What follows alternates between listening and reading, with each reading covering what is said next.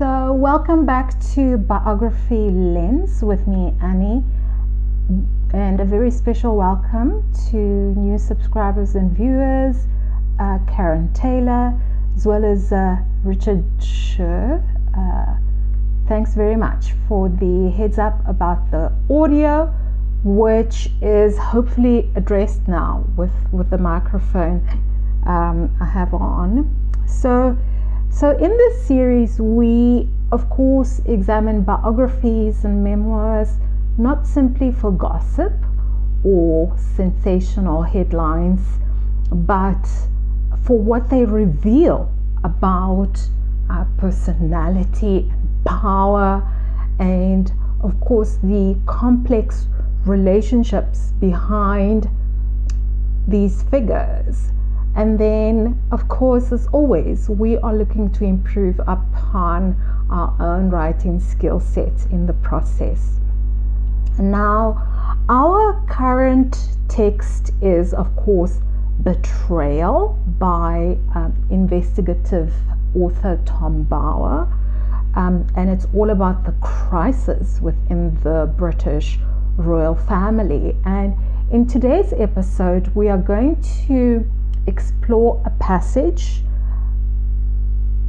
that basically details the issue of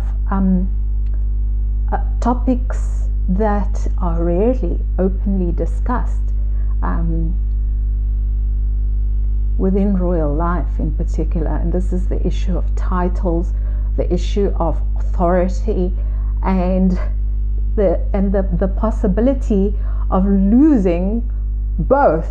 Okay, so I will read a short excerpt and then I will give my analysis. Okay, so let us quickly continue. I hope the sound comes through okay. Harry's fears over losing his titles. The book details how Harry was stunned by William's reaction to their uncle Andrew Mountbatten Windsor's arrest, which then welcomed Harry's own concerns about his and Meghan's royal future. William has long stood by his father, King Charles, and his decision around Andrew, namely kicking him out of Royal Lodge and stripping his titles. The Prince of Wales also issued a statement after Andrew's arrest, saying that he and Princess Kate supported the actions of the king, who claimed that the law must take its course. As a result, Bower claims that Harry has grown increasingly worried that his older brother may take drastic action when he ascends the throne. The author writes, rightly, Harry fears that the king, or the future King William, could remove all the Sussex's titles and effectively banish him from Britain. Whether Meghan understands the potential consequences of any deliberate aggravation of the Prince and the Princess of Wales remains to be seen. So that's the end of the excerpt, which is quite short. So I do think that, according to Bower, the arrest of a senior royal family, a senior royal family member in particular, has triggered unexpected concern, right? It has triggered unexpected concern, particularly for Prince Harry, and he is particularly concerned about his own future, and what this might look like under the future King William, which is his older brother. And I think before we analyze the implications of that claim, let us consider the broader context surrounding the passage that you've just heard. Okay, so we have I just want to go back and check. Yeah, so we have the incident referenced in the section of the book which basically relates to the legal controversy surrounding Prince Andrew, or the former Prince Andrew, whom at the time the situation created enormous pressure for the monarchy. Allegations connected to Andrew placed the institution under intense international scrutiny, and of course the royal family was forced to respond in a way that balanced the legal principles, or the legality, the public opinion, as well as the institutional stability aspect. Now, according to Bauer's account, the response from senior royals, particularly Prince William and his father Charles, were quite firm, right? They were damning and firm. So the message this communicated publicly was that the legal process should proceed without any interference from the royals, and that royal status would not shield anyone from the law. So this is a very strong message. From a constitutional perspective, I do think that this position aligns with the principle that even members of the royal family remain subject to the authority of the legal system. So within the family itself, I would imagine that such decisions would carry much deeper consequences, and this is what Bauer, I think, is trying to communicate.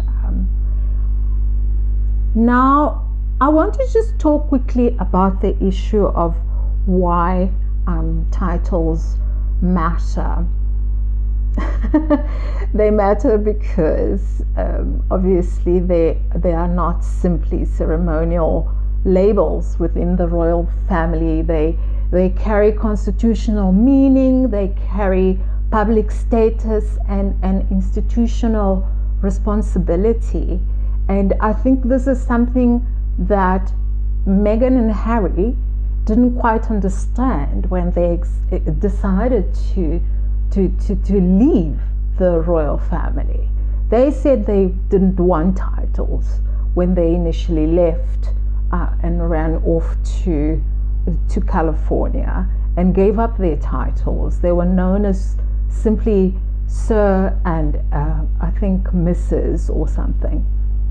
And I've noticed in more recent reports they've gone back to using the Duchess, the Sussex title. So that's an interesting one, because it's interesting to see how they've backtracked, and for me it's just further evidence, that it carries, this issue of titles carries a lot of weight, and the Sussexes did realize this after the fact. So just to continue on this point, a title can of course determine a person's role within the monarchy, their access to royal residences, their participation in official duties, and their long-term position in British public life. So So because of this, titles can also be removed or restricted when circumstances require it. And historically, monarchs have exercised this authority in rare but very significant situations. And it's been interesting to witness this happening in our lifetime with, Prince Harry. Not Prince Harry, I mean Prince William. So, and another example would be that during the First World War, I think it was King George who is known to have removed several German titles from relatives whose loyalties were considered incompatible with British national interests. So it's quite significant.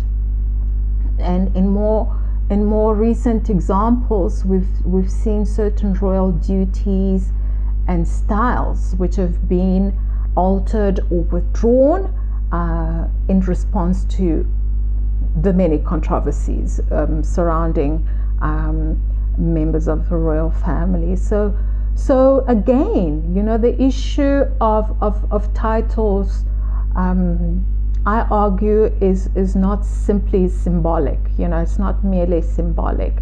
They are part of the machinery of the monarchy. And so from Harry's perspective, right? So from Harry's perspective, Boa's narrative, I think,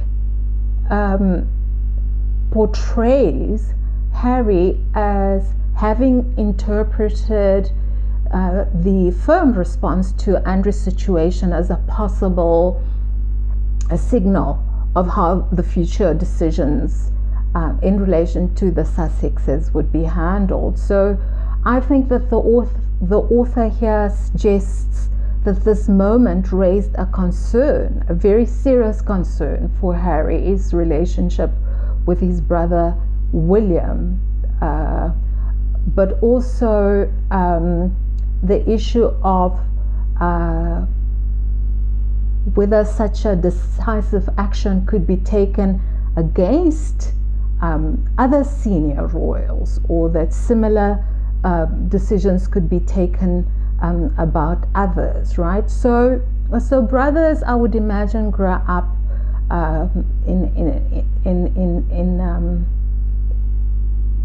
in extraordinary circumstances such as royal life, and often they develop very different perspective about duty, loyalty, and institutional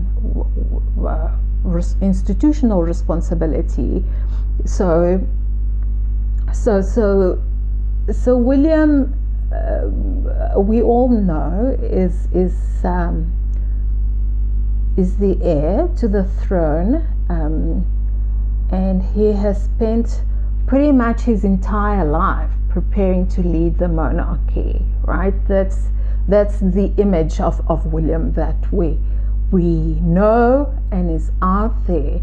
But Harry, which is obviously the younger brother, has historically occupied a different position, so he was born as the spare, and I guess his priorities are different, and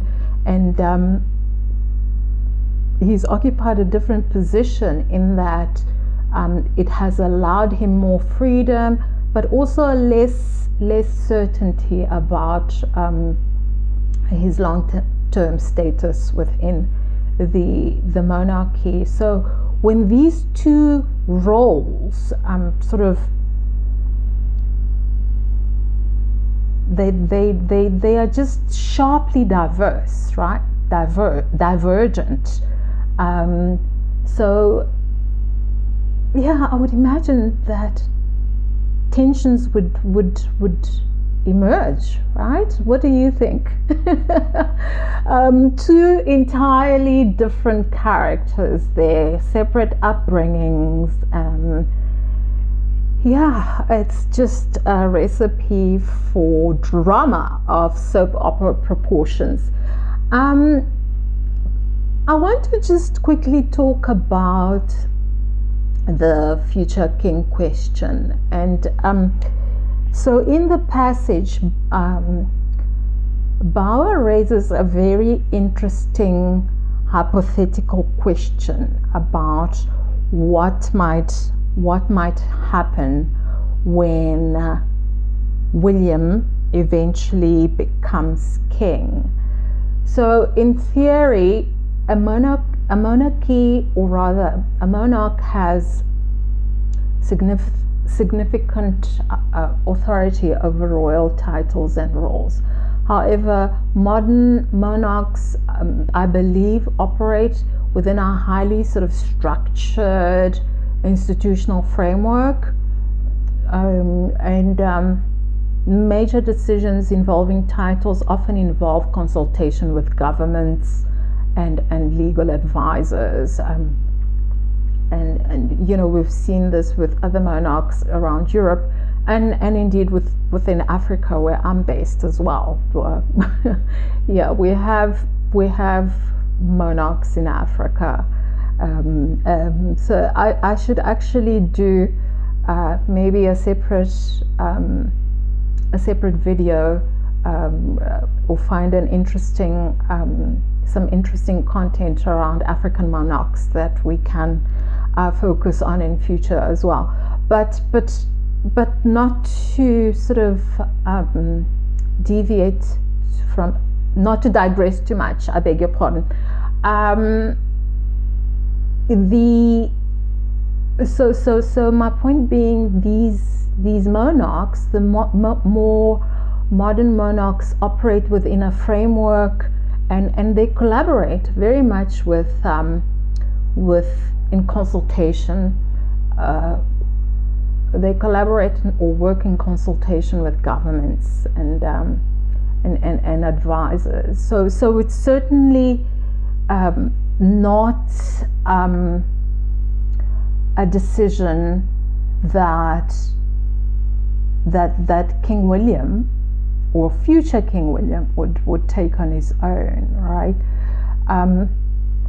So while the power technically exists, it is really exercised and dramatically.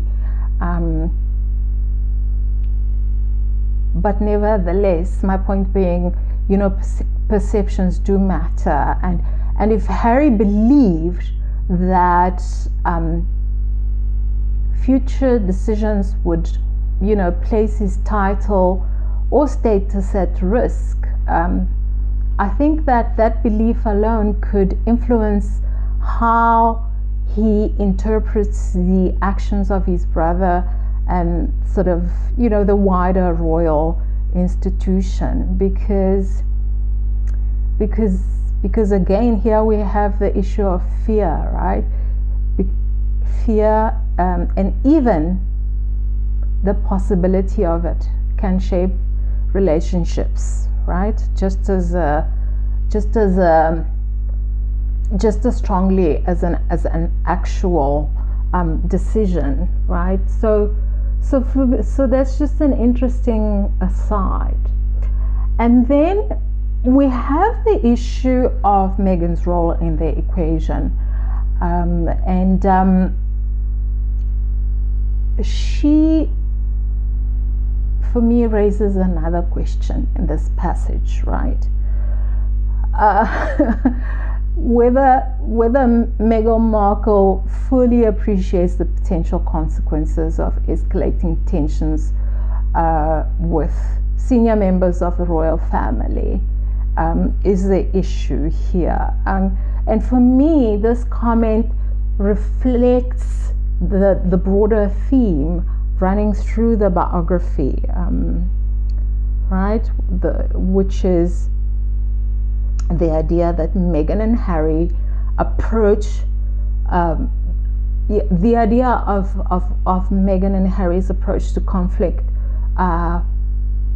with the institution may have strategic implications for their future roles, right? So this is a key theme. And so before I conclude, I just want to make the point that biographers often explore these dynamics because marriages within royal families do not occur in isolation. And they inevitably become part of the wider structure of the monarchy, public expectations as well as historical continuity.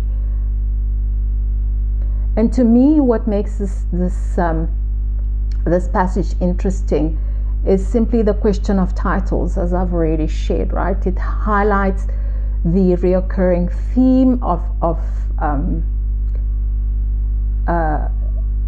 royal biographies, right? So there's this tension between personal identity and institutional responsibilities, and then you have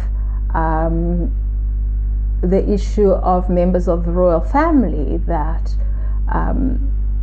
have their individual and private emotions and their fears and their own ambitions, right, which are often stifled as well, right? So